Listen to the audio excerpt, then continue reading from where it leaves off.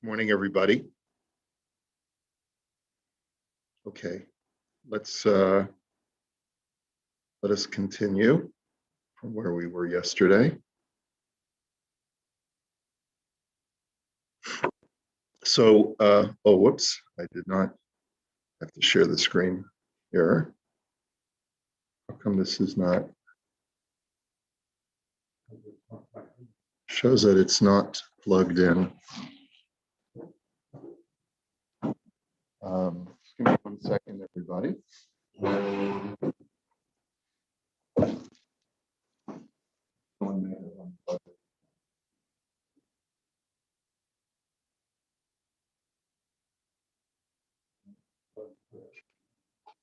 Other option. That.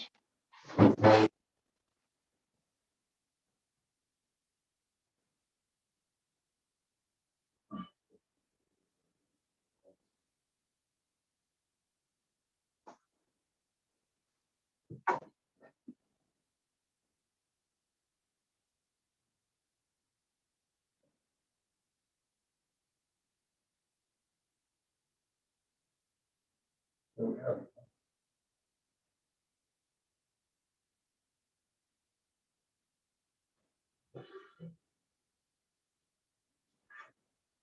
Okay, sorry about that.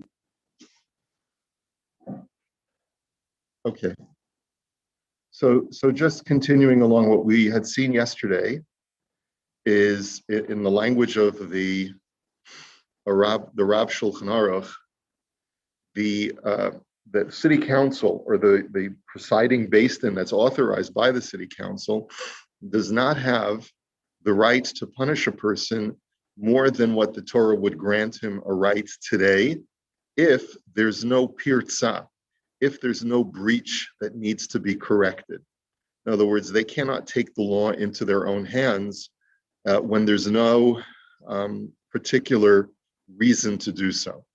And he says, "Haroy lo al pi haTorah shuhu nidui rotzeh lomar de al pi haTorah bizmanenu harei batlu kol dinei onshim." That is to say, that in our times, all of the normative punishments that the beis din would normally be allowed to mete out by the rules of the Torah do not apply anymore.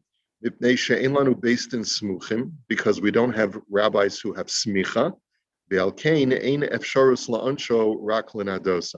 So therefore, we cannot give a person malchus. We cannot do a number of things that the Torah would normally permit us to do. And therefore, all we can do is to put a person under a ban. V'lo nasna lanu haTorah rashus ladun, which we talked a little bit about before. The Torah does not give us the right to adjudicate on capital offenses and malchus offenses. But what we can do is give someone makas mardus, which is rabbinic lashes. Now, how is that different from regular lashes? So he says, we'll wait until we get to chapter 10, and we'll talk about that. We're in chapter 9 now. When we get to Siman Yud, we'll talk a little bit about how the beis din administers makas mardus. And he says, and then the Rav Shulchan Aruch had said, pa'amim shemanadin u'pa'amim shemakin. That the only two recourses that the beis din has today is to put someone under a ban or to give someone corporal punishment, lashes. Today, we don't do the second one. But he says that in the medieval world, it would be up to the discretion of the judges whether they choose the first or the second. And he says, Ayin Ba'or Chaim Siman Taf Tzaf Tzadi Vav Sif Aleph. He says there's a statement made by the Shulchan Aruch in the laws of Yantif, Demisha Mizalzel B'Yom Sheni Shel Galuyos Hayu Minadinoto, that if someone desecrates or in any way deprecates the second day of Yantif, because he says, there's a big movement in Reform Judaism to completely eliminate the second day of Yantif, because biblically there should only be one day of Yantif, and we extend it to two rabbinically. So this is not a new effort. This has been going on for centuries.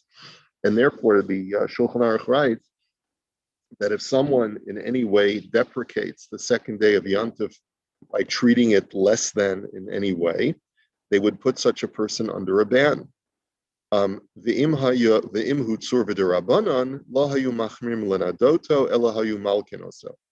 if he's a Torah scholar, they would not put him under a ban. That would be considered excessive, but rather they would give him malchus. Instead, they would give him lashes, which is fascinating because basically what you see from here is that social ostracization is considered a harsher punishment than giving someone lashes. You give someone lashes, okay, they're sore. They have a sore tush for a few days, and then they're better. Okay, but if you or a sore back, however they administer it, but to put someone under a ban and to ostracize them, especially when they're a figure of authority, that could potentially destroy them professionally for the rest of their lives. Okay. All right, next. Then the Rav Shulchan Aruch had said, there is a distinction between someone who's a Talmud Chacham and someone who's an Am Haaretz. Okay, Uchedeisa b'menachos perik shtei halechem, Amar Reish Lakish, Talmud Chacham shesarach. The Gemara in Menachos says that statement by Reish Lakish, and he says that if a Talmud Chacham goes bad, and he does something inappropriate, ein minadin oto b'farhesia. We do not put him under a ban publicly because we don't want to degrade the Torah that he represents. Okay. And there are times that if a person violates a rabbinic law or violates a minhag, that, what did we say? That he will not get any punishment.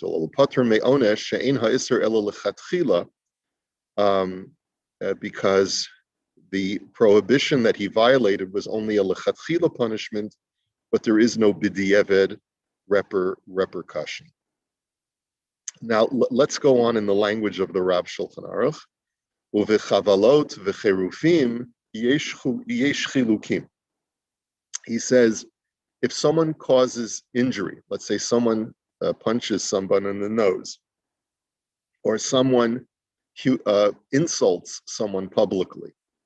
So he says, what kind of reaction is the Beis Din allowed to have in addition when it comes to chavalos, injuries?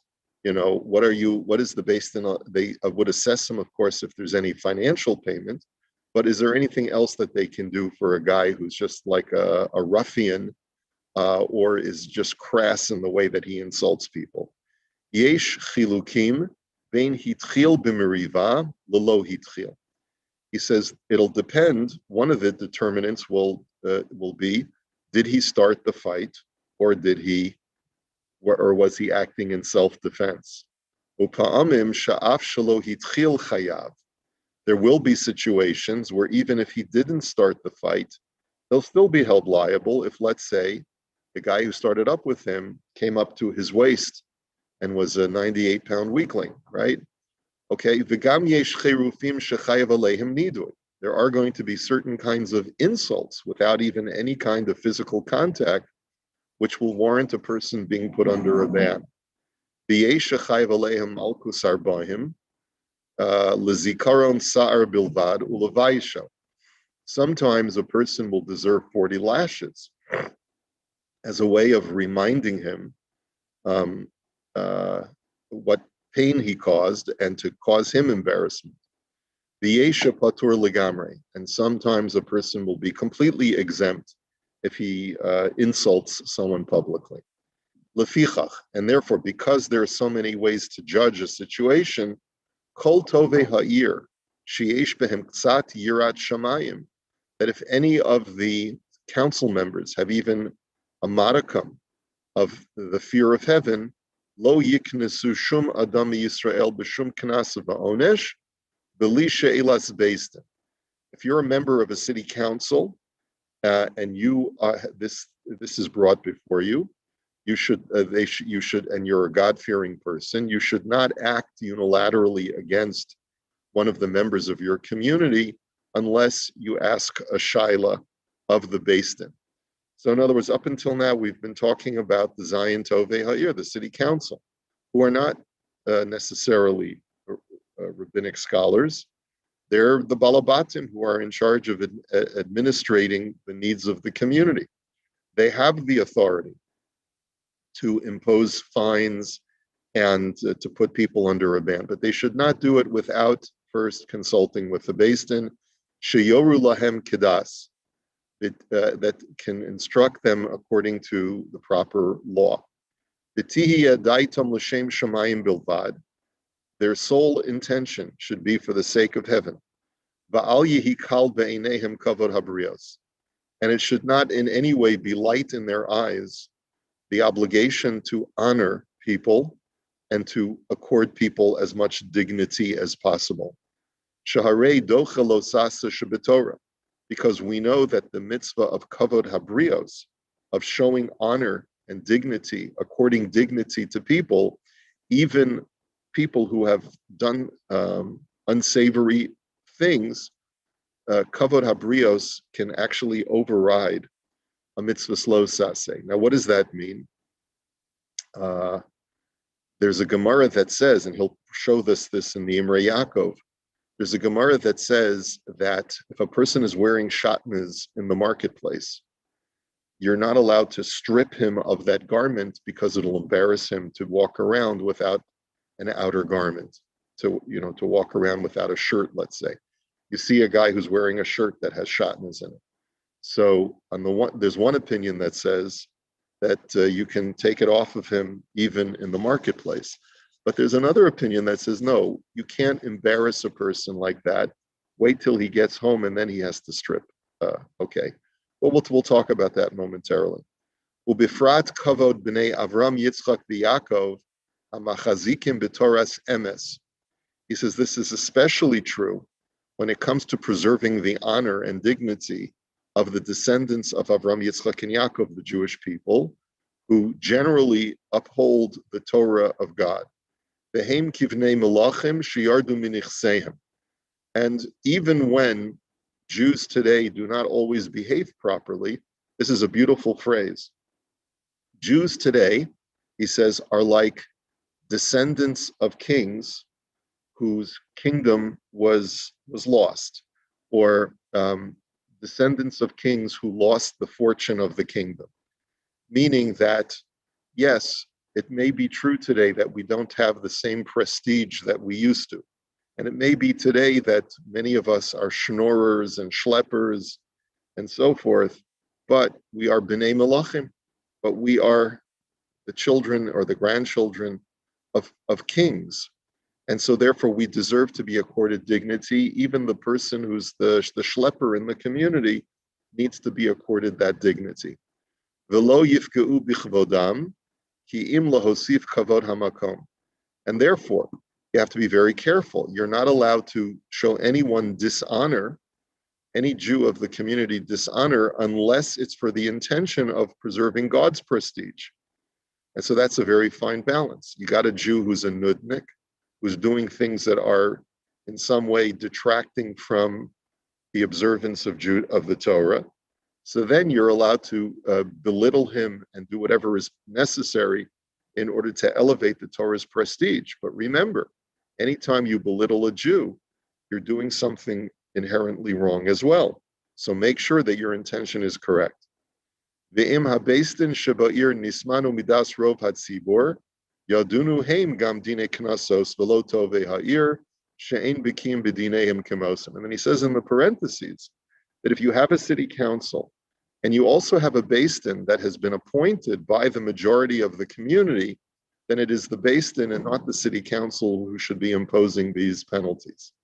And then finally he says, "V'gam b'inyanei masim shenimsru l'tovei ha'ir tzorich leirei ledin im kol yachid hatova'am ledin v'lo bishvil shehema harabim yiyu gazlanim." The last thing that he writes is that if there's a community that imposes a tax upon all of its members, and the city council is responsible for collecting that tax. So one of the people in the community says, I have a claim that I should be exempt from a certain tax, or that I don't owe what you say that I owe. I owe less than what you say that I owe, based upon certain circumstances. And I want to take you to a din Torah. So there are times when it is, even though the Tovei Ha'ir, the city council members, can argue that they represent the authority of the city, they've been appointed by the community, and therefore they are above the law. No, they are not above the law. And therefore, if they seek to extract funds from any one of the members of the town, and the town member in question says, I don't owe you the money, then they have to go to a din Torah. They can't just say that we're above the law and we can confiscate whatever we want, because that would constitute gezela, and even city council members have to abide by Torah law. Okay, let us go on. Let's look at the Imrei Yaakov. Sha'af shelo hitchil chayav. He says, what was this referring to? That even when a person didn't start the fight, sometimes he'll be liable for insults and for blows. De'ein rashai rak lahatzil atzmo, because a person is only allowed to act in self-defense. But let's say the guy picks on him and he blocks the guy's slap, or he does whatever he needs to do to defend himself, and then he goes beyond that and he starts beating the guy up.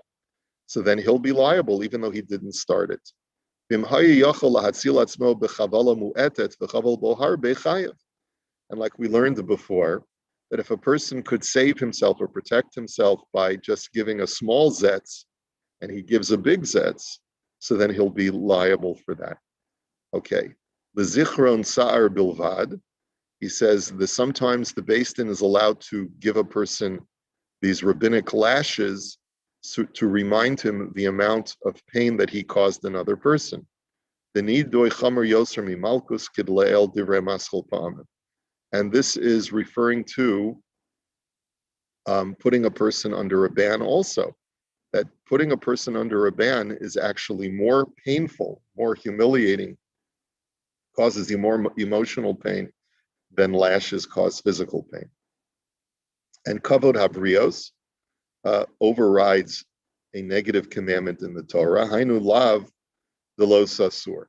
What this means is that it doesn't override a biblical law, right? In other words, if a person is wearing biblical shatnez, the Gemara concludes, so then you strip it off of him even when he's in the marketplace.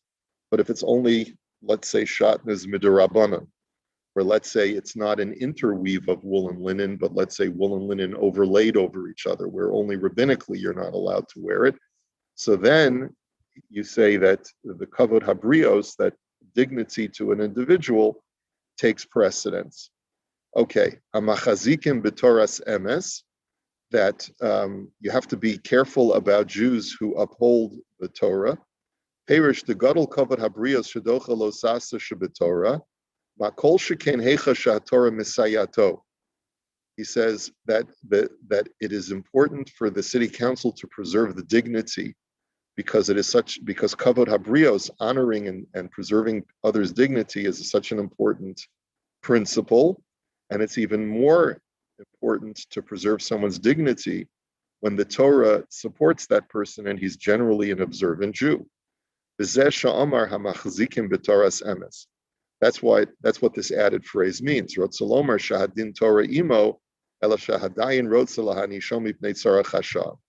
That in other words, even when the person is an observant Jew and what he's done does not rise to the Torah law penalty that the judge wishes to impose on him, but the judge wishes to go beyond the Torah law and humiliate him or put him under a ban because he feels that we need to do something in order to protect our generation.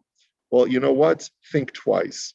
That's the important thing, is that you have to think twice before you administer anything where you're not doing things according to the Torah, because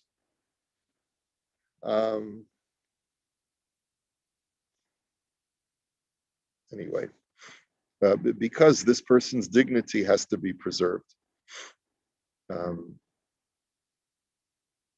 If I can ask a quick question, I'm not sure whether Sure. we've discussed this or not, but when they gave rabbinic lashes, would they do that publicly or would that be done privately? I don't know. It's a good question, but clearly there's some embarrassment involved. So we'll have to Right. wait and see until we get to Sifkat and Yeah. to Siman Yud. Because it sounds like minimizing the public embarrassment is part and parcel of what we're trying to accomplish as well.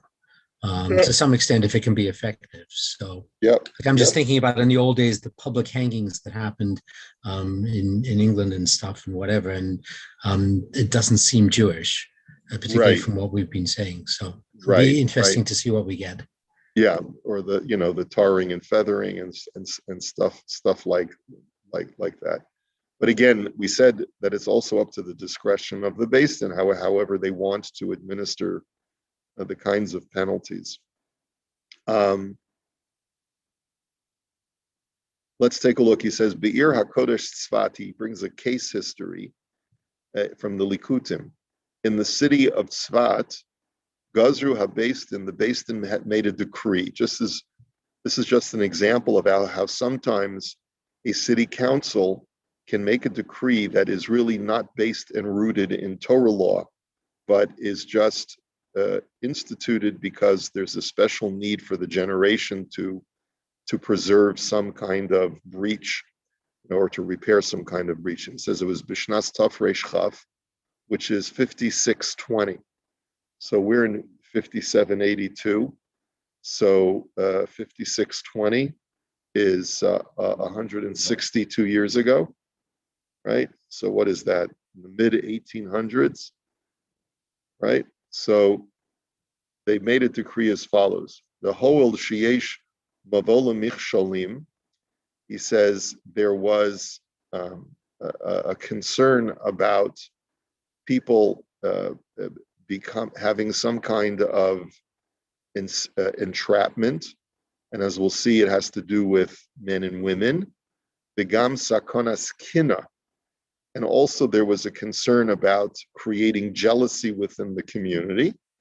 Sharoim godel haosher betachshite kesef izahav avonim tovos, that there were certain women who were wearing very ornate jewelry, and the ornate jewelry involved great expense because it would involve silver and gold and gems, and women were wearing, diamonds and gold jewelry. It was creating, number one, a michshol, because perhaps it was causing these women to become very alluring to other men. And it was creating jealousy because the haves and the have-nots had a lot of disparity. And so, lachein gazru al gimel shanim shalot teitzena hanoshim uvesulos be'ela. So they made a rule that for 3 years, women may not appear outside in the streets of Tzfat with any jewelry at all. I'm sure the jewelers were unhappy about that decree, but the husbands were probably happy, maybe. Begazru gam al batim v'chatzerot, and they also decreed that it should not be, even in your homes, you should not wear it at one point, and in your private courtyards. V'shuv herimu yechidim rosh lifrotz geder, and they also implicated certain individuals who they said were the most guilty culprits of causing this breach. And so he says, "Ayin mashakasav bazeh b'shut Rabbi Eliyahu Gutmacher Choshen Mishpat Siman Vav." And I refer you to what Rabbi Eliyahu Gutmacher said about that situation. But it's a case history where a city council took it upon themselves to institute a rule that has nothing to do with observance of Torah law, but has to do with making a takana for the sake of perhaps repairing some kind of breach that's taking place in the community. So that shows you that a community has a right to impose certain standards. I remember that there was an attempt, at least in one community here in North America, many years ago, to create a policy that if you were making a wedding, you couldn't spend more than X, or you couldn't have more than X number of guests, or things like that. Or you couldn't hire more than a number of pieces for your band, or whatever it was. And it was because they saw that people felt intimidated that when they made a wedding, they would have to go into tremendous debt, and it wasn't fair for people who didn't have it, that they couldn't keep up with the Joneses. So this is just an illustration of that idea. Okay.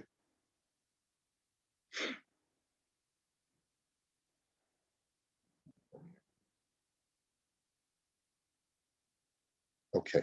So we're not going to do any of the biurim because all of these halachos really do not speak so much to us on a regular basis.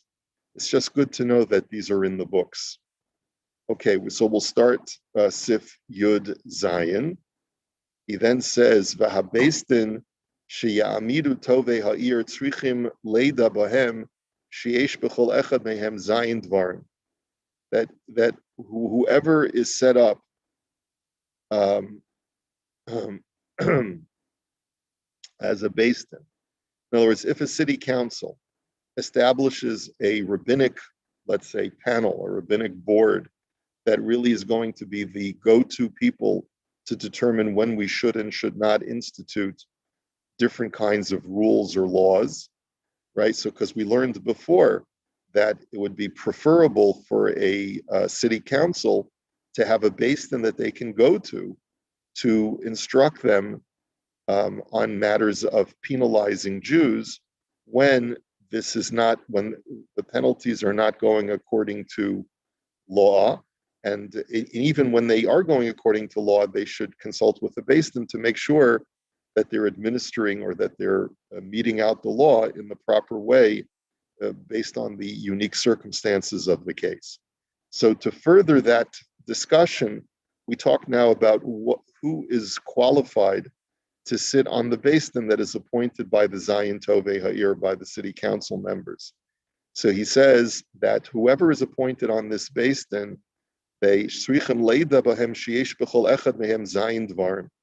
that each one of the city council members must possess the following 7 qualities.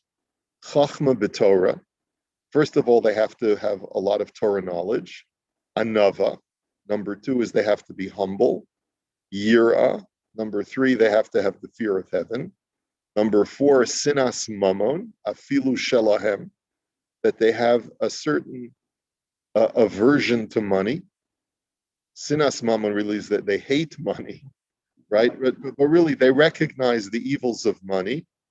Even their own assets, they really do not care for. Number 5 is ahavas ha'emes, a love for truth. Number 6 is ahavas habrios, a love for other people. Lahem ba'alei shem tov b'ma'asehem. And let me just see, let me make sure I'm counting it correctly. Number 1, chachma b'Torah. Number 2, anava. Number 3, yira. Number 4, sinas maman afilu shelahem. Number 5, ahavas ha'emes. Number 6, ahavas habrios, is a love of all people. And lahem ba'alei shem tov b'ma'asehem. And number 7 is that they have a good name, in that they already have a reputation of doing good things with their lives. In other words, people speak about them in very complimentary terms as far as how they behave. And then he says, "V'chol hamamid dayan she'eino hagun, harei zeh shehamido over below sase." That anyone who appoints a judge who is not worthy because he does not have those 7 qualities, then he is violating a negative commandment. Shenemar lo sakiru fanim b'mishpat. As it says in the Torah, do not recognize faces when it comes to judgment.